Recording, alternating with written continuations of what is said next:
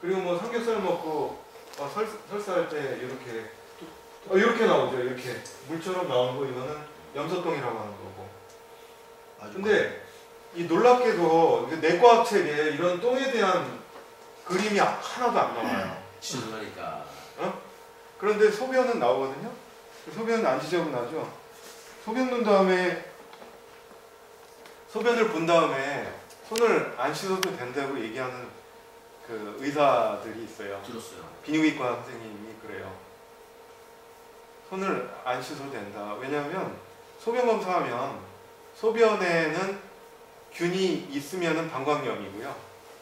대부분은 균이 없어요. 건강한 사람들은요.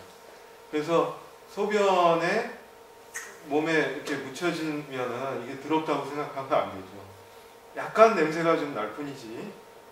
근데 배변은 안 그렇죠. 이게 다 박테리아 덩어리예요. 그래서 이 그 배변을 어떻게 잘 하는가 전에 똥은 어떻게 생겼는가를 두 번째 강좌를 여기 김진철 그 사회부장님께서 책을 보시고 발제하시면 돼요. 그리고 3장밖에 안 되기 때문에 이름만 소화기관의 새로운 발견에 대해서는 누가 할래요? 지금 밥 먹고 온 저기 용수 형님. 그래요. 그럼 빵 먹었잖아 지금. 소화기관에 새로운 발견이 되니까 소화를 해야 될 거 아니야. 네, 혹시 알레르기 있으신 분 있어요? 알레르기 있죠. 목사님 있어요? 피부에 있어요. 피부요?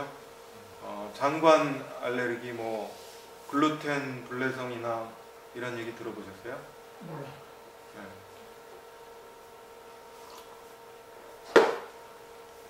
이거는 균열이요.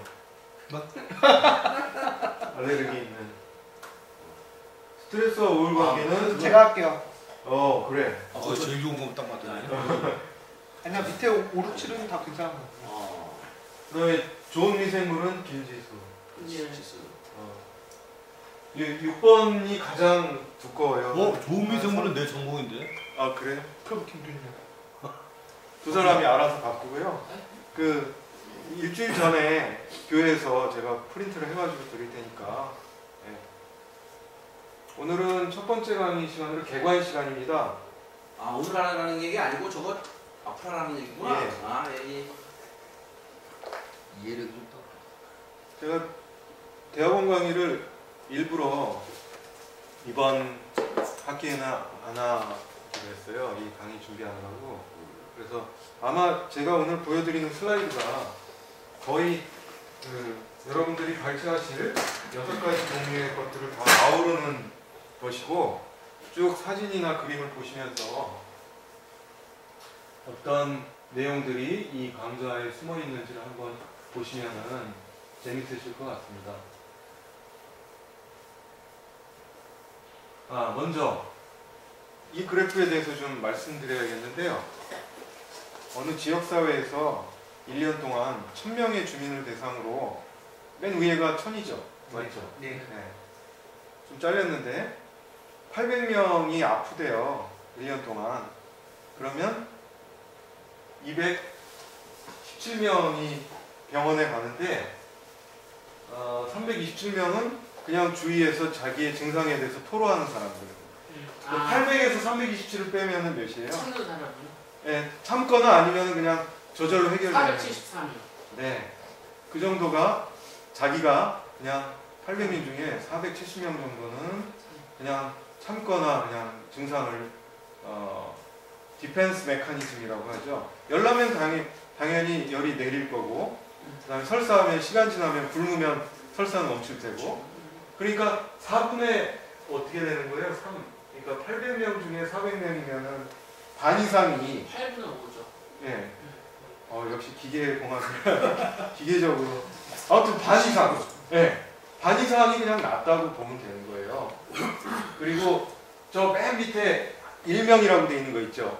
그게 제가 대학병원에서 보는 환자들이에요. 예, 예. 앉을게요, 제가.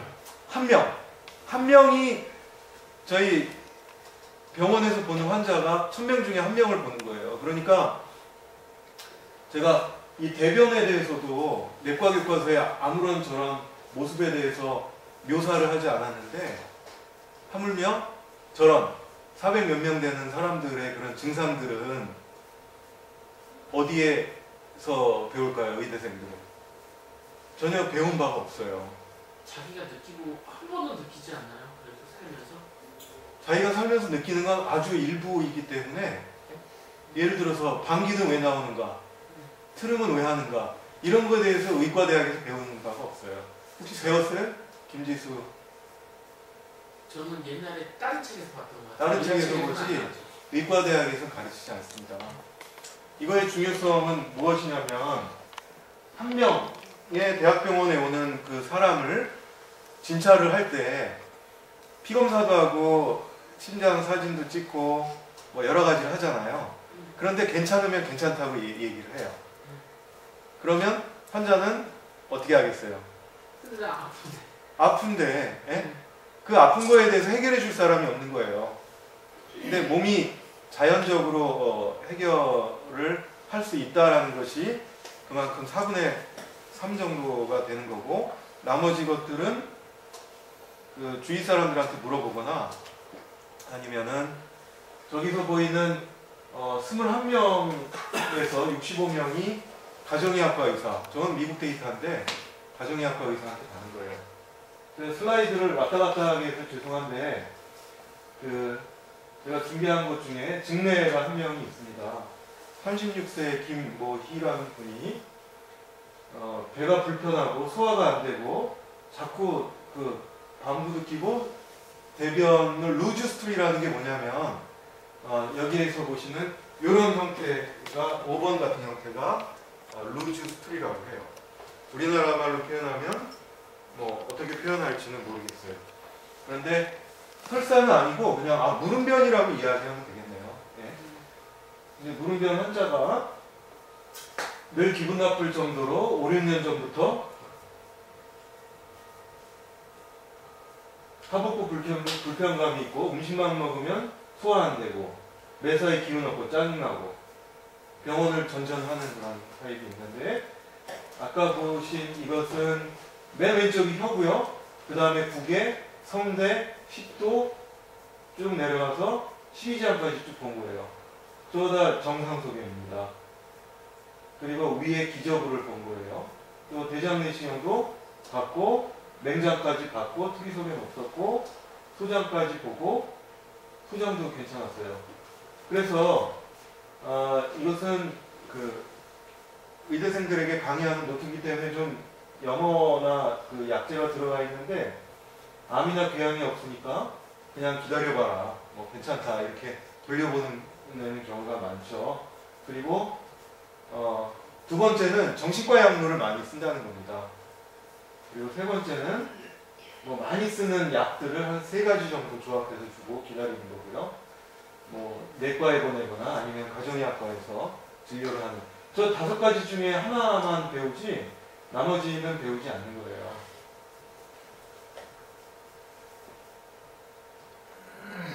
처음으로 다시 돌아가면요, 이런 환자에 있어서 어떠한 치료를 해야 될지 김진철 집사님은 어떻게, 만약에 본인이 저렇다,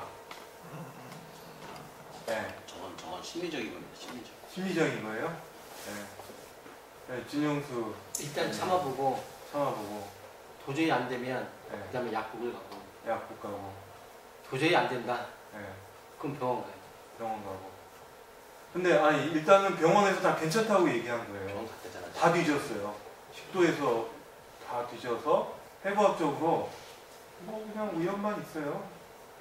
왜 짜증 나지? 아까 또 뭐 왜 대변이 불규칙하고 저런 5번과 같이 아주 무름변이 나오고 왜 그럴까요? 저런 경험해 보신 분들은 없으세요? 저는 경험 많이 해요. 짜증은 항상 나죠. 네. 응아하면 네. 뭐 조금 가시겠다 그러면 응아가 나올 때 좀 뭐 사사기가 있거나 네.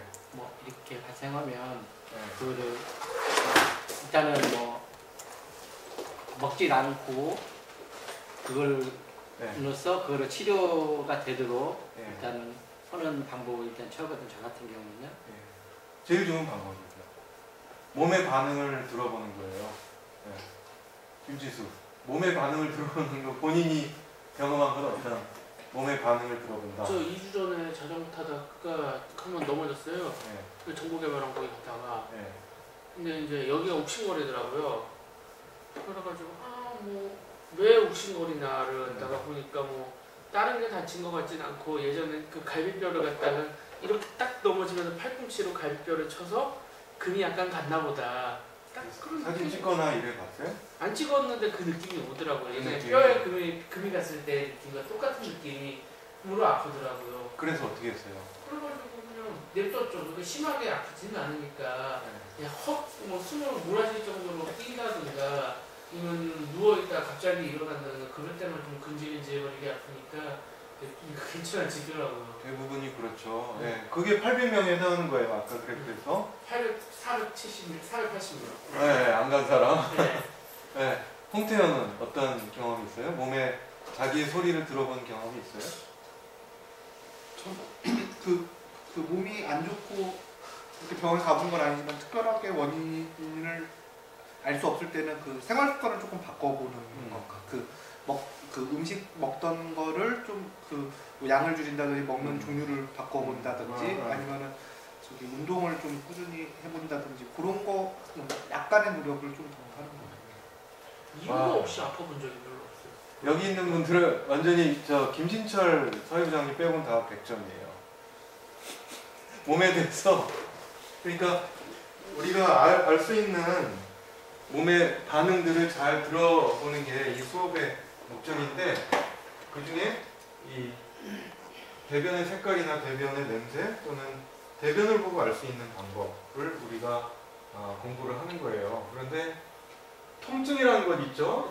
지수가 얘기한 거 통증, 그 다음에 생활습관 이 부분이 하나의 가장 대표적인 그 인간의 고통이고 생활습관을 바꾸는 이 부분은 나무로 치면은 뿌리에 해당이 되는 거고 그 다음에 줄기에 입은 통증으로 나타나는 그런 것이라고 얘기해요.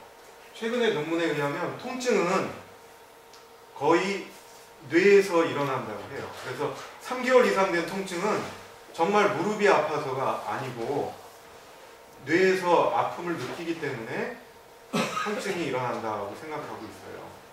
그래서 통증을 조절하는 것은 생활습관을 조절해야 통증이 조절이 되고 또 마음가짐을 바꿔야 마음을 챙기면은 통증이 조절된다는 그런 놀라운 논문들이 많이 나오고 있는데 한 발 더 가서 이렇게 대변이 3, 4번처럼 잘 나오면 마음도 조절이 될 수 있다. 그게 면역력의 80%를 차지하고 그리고 우리가 100조 개의 미생물이 우리 몸에 있는데 인간의 세포는 10조밖에 안 됩니다. 그러면은 90%가 더 많은 거죠. 90%가 박테리아나 미생물, 기생충이고 10조, 10%가 되는 것은 우리 몸의 세포라는 거예요. 그래서 제가 저기에서 보여주는 슬라이드에서는 에코시스템이라고 하는 것은 의생태학이라는 분야가 요새 매우 발전이 됐는데 의생태학은 바로 2009년도에 많은 그 학자들이 우리 몸에 있는 100조 개의 미생물에 대해서 연구 프로젝트를 시작해서 2009년에 시작했으니까 2015년이죠. 많은 놀라운 발견들을 많이 했어요. 특히 이런 미생물에 대한 그런 사실도 발견했을 뿐더러 우리의 몸의 주인은 미생물이다. 그리고 우리가 썩어 없어지면 미생물의 밥이 되잖아요. 그렇죠? 그러니까 미생물과 잘 지내는 게 중요하다. 이런 생태학적인 관점, 의학자가 생태학적인 관점을 갖기 시작한 아주 좋은 그런 프로젝트가 됐던 거죠. 그리고 이 80%라는 얘기는 이 80%라는 면역 체계의 80%를 차지한다는 얘기는 이것도 아주 놀라운 사실인데 맹장이 어디 있죠? 진철이 형, 맹장이 어디 있어요? 오른쪽에 있어요? 왼쪽에 있어요? 왼쪽. 오른쪽입니다. 왼쪽에 있어. 앞에서 봤을 때 왼쪽이죠. 근데 배를 그릴 때 우리가 의학자들이 배꼽 이렇게 그리고 네 부분으로 나누는데 라이트 어퍼 쿼드런트라고 하고요. 이거 라이트 레프트 쿼드런트 그러니까 네 개로 나눠요. 레프트 로어 쿼드런트. 주로 오른쪽을 눌러보죠. 맹장. 그래서 맹장에 염증이 있다 그러면은 옛날에 무조건 띄었어요. 그런데 최근에 10년도 안 됐어요. 맹장이 이 면역계의 중요한 역할을 한다는 거예요. 그래서 내가 맹장 데이트했어. 맹장이 이렇게 생겼죠. 네. 이건 맹장이 아니고요. 사실은 충수돌기라고 합니다. 어우, 주수. 네. 그 맹장은 이 부분을 얘기하는 거고요. 이렇게 올라갔다가 다시 옆으로 가로결정했다가 상해. 내려가서 이 부분이 가장 직전부인데 요거를 떼어내는 건데요. 이거는 뭐겠어요? 여기 꾸불꾸불 소장에서 넘어가는 입구잖아요. 그 미아리국에 넘어가듯이 거기에서 딱 이 면역계가 딱 지키고 있는 거예요. 지키고 있어서 편도선은 이쪽으로 넘어가는 그런 것들을 지키고 있는 거고 맹장은 이쪽 대장으로 넘어갈 때 어떤 놈들이 지나가는지 잘 면역 활동을 하는 거예요. 들어보신 분 있어요? 이렇게 충수돌기가 이런 중요한 역할을 한다는 것을? 제가 의대 때는 지금까지 목사님 들어보신 거 같아요. 뭐 그런 역할을 한다고는 이제 진정을 했는데 그걸 못 들어봤고 네. 저건 들어봤어요. 저게 맹장이 없으면 네. 비행사가 네. 조절하는데 그 압력 압력 뭐 해가지고 그게 그렇죠. 없다고 그런 얘기 들었어요. 파일럿이 될 수 없다고 그 맹장을 때문에 그러면 수술 받은 사람 수술 받아서 안 된다고 음악 부위가 벌어진다고 들었어요. 나는 그래서 그런구나. 근데 제가 더위를 못 견딘다는 얘기. 맹장이 없어요. 여기서 맹장 수술 받으잖아. 네. 무슨 받으셨어요? 분명? 네. 아, 저는 그럼 그래서 맹장이 없으면 선수. 네. 그럼 우리가 맹장이 없으면 그럼 우리가 좋은 거네요. 목사님이나 큰형보다 면역 체계가 더 좋은 거야. 그렇지. 아니 근데 저는 똥똥인 게 편도선이 그 없어요. 뛰어내도 또저 보충하는 무슨 조그만 게 생기지 않을까 근처에? 그러니까 그래서 괜히 제가 슬라이드를 좀 가져왔는데요. 이 슬라이드에는 대변을 나중에 본인들이 다 찍어가지고 본인의 대변을 좀 저한테 보여주시고요. 여성이 이렇게 앉지 여기를. 그런 거예요? 이제 구강부터 쭉 구강의 구조, 소화기관의 구조를 김지수가 발표하기로 했나요? 네. 그 중에 일부 제가 이제 슬라이드를 가져와서 보여주려고 하는데 맹장 슬라이드를 뭔가 옛날에 봤던 것들인데요. 예 빼놓고 왔네요. 제가. 네. 근데 이거 하나만 보면 될 것 같아요. 이게 밝기 때문에 다 잘 보이시죠? 네. 이게 굉장히 밝더라고요.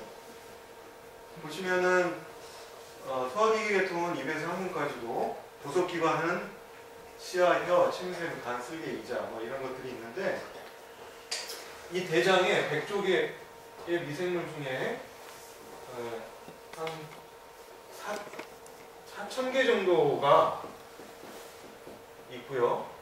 그리고 그 구강에는 한 3,000개 정도의 미생물이 있대요. 그래서 개나 뭐 이런 동물한테 물리는 것보다 사람한테 물리는 게 더 합병증이 많죠. 그리고 여성의 어떤 비뇨 생식기에는 3,000개, 300개 정도의 많은 그런 미생물이 있대요. 그래서 출산 전과 출산 후의 미생물의 구조가 달라지고 그리고 나이가 들면서 또 좋은 균은 대변으로만 빠져나가고 나쁜 균만 이게 있다. 그러면은 아까 같은 제가 케이스를 말씀드렸는데 그런 증상이 생기기도 하고 아직까지 밝혀지진 않았지만 면역력이 약해지기 때문에 우리 몸속에 있는 부모님으로 받은 유전자가 있죠. 그 유전자의 그 스위치 이론이 요새 굉장히 유명한데요. 스위치가 온, 오프를 하죠. 키면은 이렇게 온 하면 켜지고 오프 하면 꺼지는데 유전자가 여러 가지가 있잖아요. 근데 그 전구가 깜빡깜빡 할 수 있는 게 한 3만 개 있다고 생각해 보세요. 중간에 유전자의 그 종류가 한 3만 개 정도가 이제 다르게 질병을 일으키는데 그 중에 꺼져 있던 유전자가 안 좋은 미생물이 있으면 켜지게 되는 거예요. 그래서 그 안 좋은 유전자라는 게 우리가 가장 무서워하는 100명 중에 한 3분의 1은 암에 걸린다 했는데 최근 데이터는 우리나라 데이터는 평생 죽기 전에 반은 암에 걸린다는 데이터가 있어요. 그래서 암은 우리가 조절해야 될 병이지 그거를 어떻게 공격해가지고 죽여야 되는 병은 아니다. 이런 식의 패러다임 변화가 생기고 있거든요. 그래서 아직까지는 여러 가지 증거는 안 나왔지만 여기에 있는 그런 좋은 균들은 유전자의 스위치를 계속 좋은 유전자를 온하고 있는 거고 예, 나쁜 박테리아나 이런 세균이나 이런 것들이 있으면은 스위치를 끄게 만드는 거죠. 좋은 유전자를 끄게 만들고 나쁜 유전자들을 계속 더 발현을 하게 하는 거예요. 그래서 암 진단이 만약에 오늘 내려졌다 그러면은 2015년에 암이 생긴 게 아니고요. 2005년도부터 10년 전부터 서서히 자기 세포의 변화를 일으킨다는 거예요. 그래서 지금 맹장의 중요성, 충수돌기의 중요성은 면역력을 차지하기 때문에 그런데 이 우리 몸에 이런 충수돌기라든가 아니면은 그 편도선뿐만이 아니라 면역력을 차지하는 게 이 100조개가 되는 그러한 미생물도 면역에 매우 도움이 된다는 것이죠. 그래서 소화 기능은 저기 보시는 것처럼 소화 흡수가 있고 분비 기능이 있고 침이 하루에 분비되는 양이 어느 정도 될 것 같아요? 미터 단위 리터죠. 3리터, 4리터 될 것 같아요. 하면 1리터 정도. 2리터. 네? 2리터. 침샘에서 1리터나 나온대요. 네. 그 과거에 배가 아프면은 약손이라고 하면서 이렇게 하면 어떻게 돼요? 배가 따뜻해지죠. 그래서 배가 아플 때는 장을 부드럽게 해주는 그 혈관을 확장시키는 그런 작용들을 하면은 장이 부드러워지고 좋아진대요. 그리고 어디 목이 물리면 침으로 이렇게 하잖아요. 그런데 좋은 침은 여기에 그 몰핀 성분이 있어서 간지럽거나 아니면 아픈 거를 줄여준대요. 그래서 몸속에서 나오는 모든 분비물들은 면역력도 있고 또 모유에 면역력이 많다고 하잖아요. 모유 제일 많고 침에도 그런 면역을 지켜주는 그런 성분들이 있습니다. 발 저릴 때 코에다 침 바르는 것도 그런 거예요? 그거는 그냥 플라시보 같아요. 아까 말씀하신 그 비행사 얘기도 저 공군분위관 했는데 처음 듣는 얘기인데 네, 그냥 술 하는 것이 그 약간의 결격 사유가 있는 거지 맹장은 아닌 것 같고요. 아까 말씀드린 대로 이 통증은 나뭇잎에 해당하는 건데 이 통증에 대한 뇌의 어떤 작용도 이 엔돌핀이 나오면은 통증이 없어진다고 하는 것처럼 마찬가지로 소화기관에도 저런 분비 기능이 있어서 통증을 줄여주는 역할도 하고 면역학적인 방어도 할 수 있다고 합니다. 제가 한 20여 분 정도 개관에 대해서 얘기했는데요. 지금부터 하는 얘기들은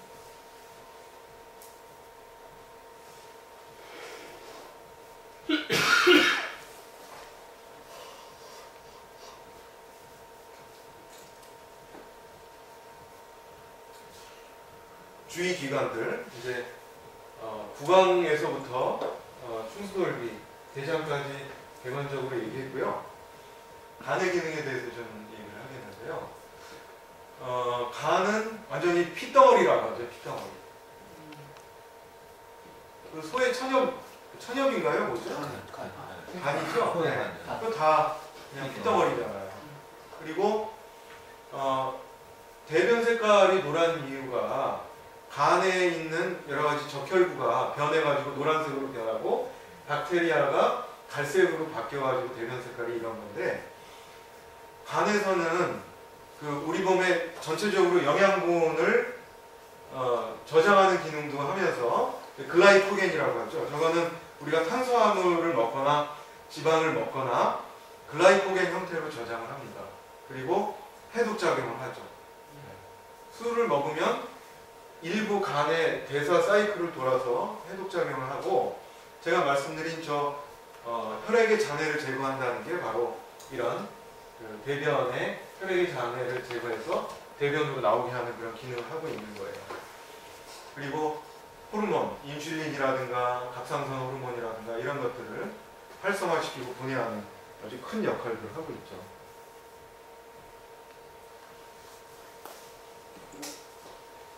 그래서 간에 대한 슬라이드는 제가 저렇게 두 가지를 가지고 왔는데요.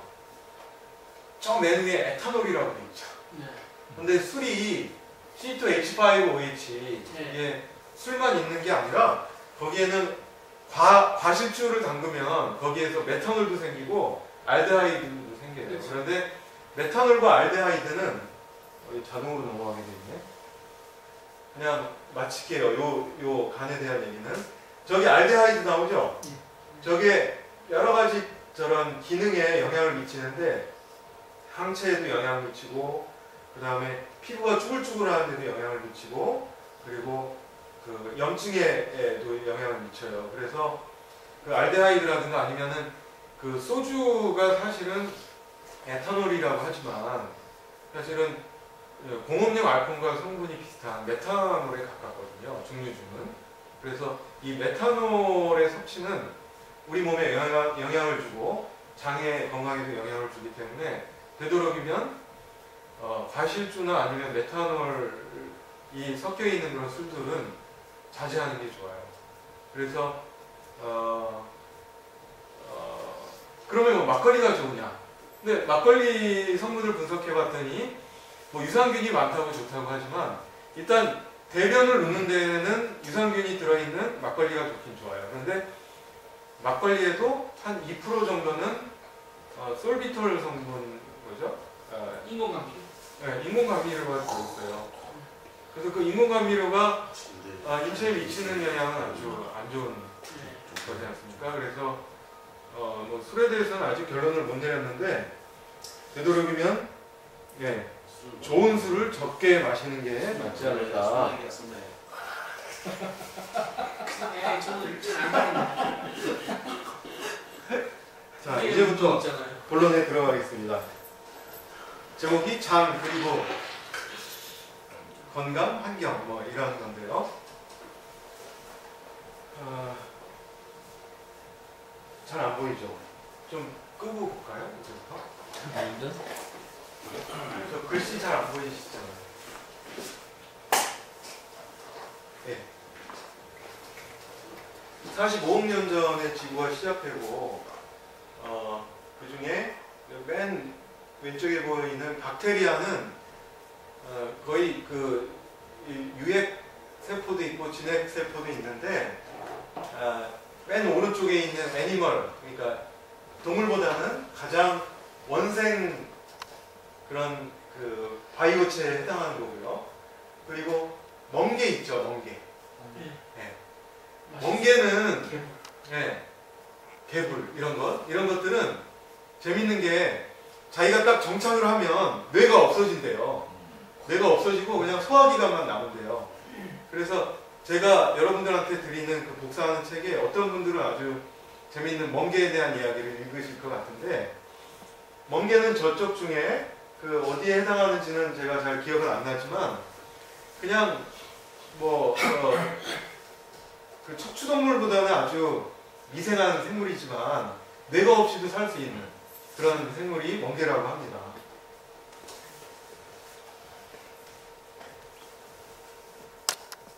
호모 사피엔스로 진화를 했다고 하죠. 창조 진화론이라고 생각을 하는데 수렵 채집 시대에는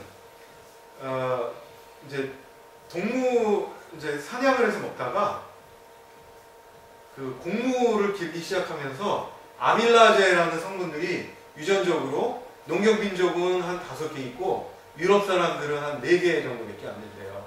그래서 자꾸 이런 그 곡류를 먹는 사람들은 유전자가 스위치 이론을 계속 생각해 보세요. 온이 돼가지고 아밀라제 종류, 아밀라제라는 게 곡류들을 막 이렇게 씹어서 소화시키는 분해 효소인데 그런 종류들이 많아지고 서양인들은 고기를 분해하는 아밀라제 말고 라이페이즈 같은 그런 성분들이 많아진다고 합니다. 그래서 지난 한 몇백만 년 동안 우리가 음식을 먹고 그거를 계속 분해하고 대변을 넣고 하는 과정들이 다 진화의 결과라는 것들을 보여드리기 위해서 말씀을 드리는 거고요.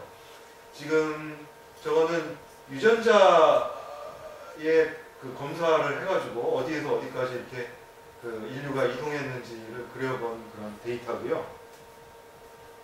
이 피부의 색깔, 진철형처럼 얼굴이 까만 분들은 어떤 이유로 까매졌는지, 물론 멜라닌 세포라는 게 활발하게 활동을 할 수 있는 그런 유전을 받고 태어났기 때문에 얼굴이 까매지기도 하는데 사람에 있어서 이런 유전자 또는 스킨의 색깔들이 어떻게 바뀌었는지를 이것만 연구하는 사람도 있습니다. 저거는 2000년에 나온 그 분석 데이터인데요. 물론 적도에 가까운 게 저 스킨 색깔이 좀 까만 것이 맞고요. 점차 갈수록 진화의 결과 하얘져야 그 햇빛을 더 많이 받을 수 있고 멜라닌 세포가 좀 더 생존을 할 수 있기 때문에 저렇게 피부의 색깔도 진화했다고 얘기하고요. 그리고 기후에 따라서 그 빙하기를 제외한 그런 나머지 그 지구의 온도를 얘기하는 거고요. 여기에 적응을 한 인간만 지금까지 살아남았다는 그런 이야기입니다. 이 패스트 때는 유럽에서 많은 사람들이 죽었죠. 그리고 패스트 이후에는 지금 조류 독감 때문에 요새 A형 독감이 매우 유행하더라고요. 그래서 병원에 많이 오는데 패스트 이후에 그 인플루엔자 그때 아마 그 스페인 독감이라고 표현하는 건데 한 1000만 명이 죽었대요. 그래서 유럽 사람들은 중세 시대 때 사람들을 확 쓸고 지나가고 스페인 독감 때문에 사람들을 확 쓸고 지나가서 이 지금 에볼라 바이러스에 대한 두려움이 좀 많이 증폭이 돼가지고 얘기하는 건데 우리 동양인들은 이런 바이러스라든가 이런 거에 대해서 좀 다른 그런 인체의 특질을 가지고 있는 것 같아요. 그것도 아직은 논문으로 확인된 건 아니지만 중세에서 패스트에 대한 그런 너무나 그 충격을 많이 받았기 때문에 이런 미생물에 대해서는 페니실린 처음 발견했을 때 굉장한 우리가 이 미생물을 이겼다라고 이제 선언을 했죠. 그리고 바이러스 중에 소아마비 바이러스가 1980년대 없어졌다고 했는데 다시 또 뭐 생기기 시작했어요. 황열 바이러스. 근데 그 이유가 그 페니실린을 처음 발견한 이후에 항생제 내성이 너무 많이 생겼어요. 미생물과의 전쟁을 선언하고 항생제를 죽이는데 그 미생물이 자기의 어떤 그 다른 메커니즘으로 변이가 생기는 거예요. 그래서 다시 인간을 공격하게 되는 거죠. 아즈텍 문명이 어디죠? 마야. 마야 위에 멕시코 시티. 제가 2010년도에 그 큰아이를 데리고 여기를 갔었는데 거기에는 우리나라처럼 전통의학이 많이 발달이 돼서 그 이런 약초라든가 이런 것으로 그 사람을 치료하는 데 쓰이는데 처음에 약초를 어떻게 알겠어요? 의과대학에서 어디 배가 아프면 이런 진경련제를 쓴다고 배운 게 아니고 일단 먹어봤겠죠. 그 먹어봤을 때 거기에 무당이 뭐라 그러냐면 옛날에 우리 할아버지가 이 약초를 따서 손주한테 줄 때 그 약초가 자기한테 손짓을 하더래요. 그러니까 매우 그 어떤 영적이고 무당의 기질이 있는 그런 분들이 치료를 담당했던 거죠. 그래서 이 문명의 역사는 사람을 치유하고 그리고 같이 공동체를 유지시켜 나가는데 큰 그런 기여를 했다고 보고 있습니다. 그 이후에 산업혁명이 왔죠. 도시가 생기고 사람들이 모이고 하면서 위생의 문제가 생겼습니다. 그때 관계시설이 제대로 안 돼 있어서 콜레라가 생기고, 콜레라는 저렇게 그 도시에 흑사병처럼 사람들이 죽어나가는데 어떤 예방의학자가 저 물에서 물을 먹어서 콜레라가 생긴다고 밝혀냈어요. 그때는 현미경으로 콜레라균 본 것도 아니고 역학적인 방법으로 보게 된 거죠. 그리고 이것은 제가 많이 주장하는 건데요. 직업에 있어서 암이 생긴다. 저 사람들은 고환암 걸린 최초의 사람들이에요. 산업혁명이 있을 때 굴뚝 청소하는 사람들이 있었거든요. 근데 그 흐름에서 이게 고환암이 생긴다라는 것을 밝혔었고, 저기 스크로탈 캔서가 고환암이라고 합니다. 1775년에 그 직업과 관련이 있다라고 한 최초의 리포트가 되겠습니다. 근데 우리가 가정에서 있는 기간, 남자들은 없고 다 밖에서 활동을 하죠. 그러면은 직업병처럼 얻어지는 게 우리의 질병입니다. 뭐 소화 안 되고 가슴에 통증 있고 뇌혈관 터지고, 뭐 진철이 형 지금 주무시지만 저것도 이제 직업병의 일종이라고 합니다. 아까 저녁 먹으면서 삼성전자의 그 큰 회사의 부장 형님의 친구가 뇌혈관 2번이나 터져서 관심부수가 됐다고 하는데, 저는 지수가 이제 졸업한 거 축하하고 졸업하면서 뭐 백수가 됐다고 하는데 이런 고민을 하게 될 거예요. 우리가 정말 쉽게 편하게 이렇게 보내면서 직업을 가질 것이냐, 아니면은 빡센 직업을 가지면서 직업병을 얻을 것이냐 택하면은 저는 전자가 낫다고 보고 있거든요. 그런 의미에서 직업을 아주 빡센 직업을 갖더라도 이런 제가 이 마음 챙김이라든가 아니면은 소화 기능에 대해서 좀 더 자기 몸에 대해서 더 알 수 있다면 조금 더 건강한 생활을 할 수 있지 않을까 그런 생각을 좀 많이 해봤습니다. 비만. 저거는 분명히 패스트푸드와 관련이 있어요.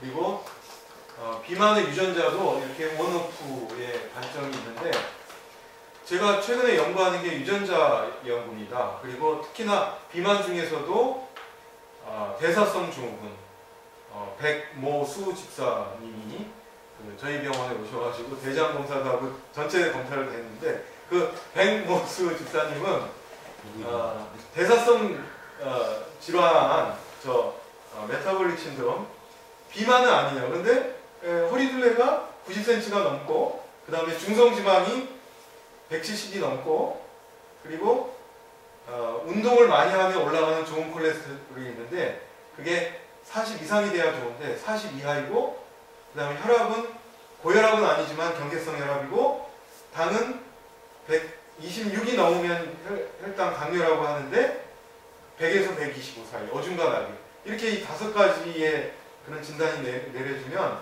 이분은 언젠가 만성질환, 고지혈증, 당뇨, 고혈압에 걸리기 때문에, 저는 그 대사성 증후군에 걸린 그런 사람들은 축복이라고 얘기합니다. 왜냐하면 아직 약 먹을 때는 아니고 그 질환 때문에 좀 고쳐야 되는데, 아까 우리 태영이가 얘기한 것처럼 생활습관 바꾸는데 중점적으로 얘기를 합니다.